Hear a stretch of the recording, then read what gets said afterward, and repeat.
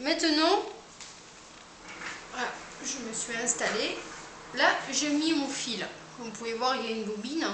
J'ai mis un clou, tout simplement pour le fixer dans mon métier, ce qui va être pratique. Comme ça, pour les tirer, c'est plus facile. Donc, j'utilise deux ciseaux.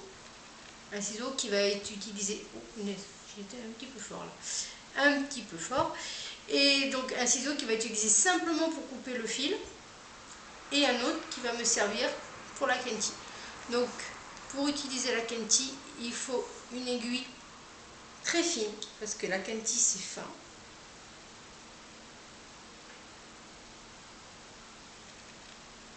Et bien entendu, alors, le chat étant tout petit,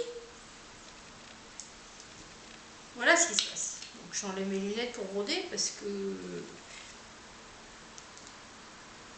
pour voir de près, j'en ai pas besoin.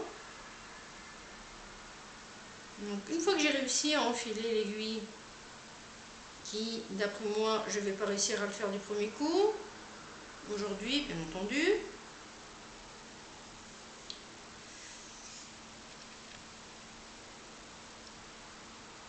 Alors les aiguilles, celles-ci, ce sont des numéros 9 avec un chat long.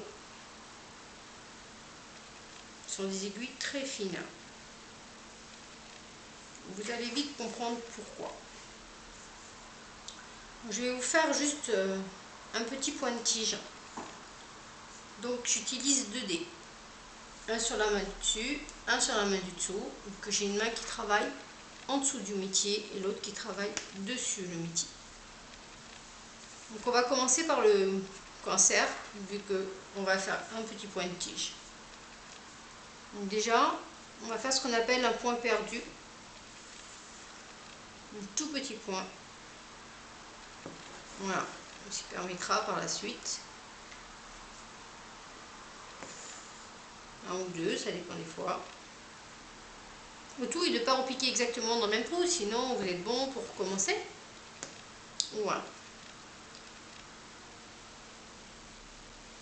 Donc le mot cancer, je vais le faire avec la Kenti brillante.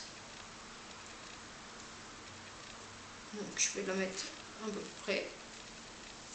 Voilà.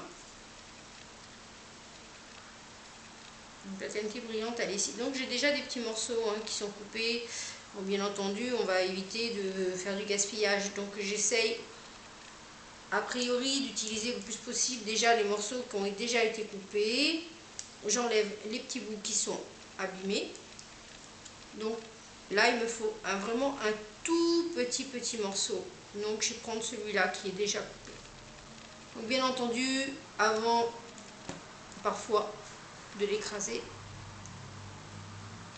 je le guide avec mon fil et je regarde la distance si elle est bonne. Voilà, la distance elle est bonne.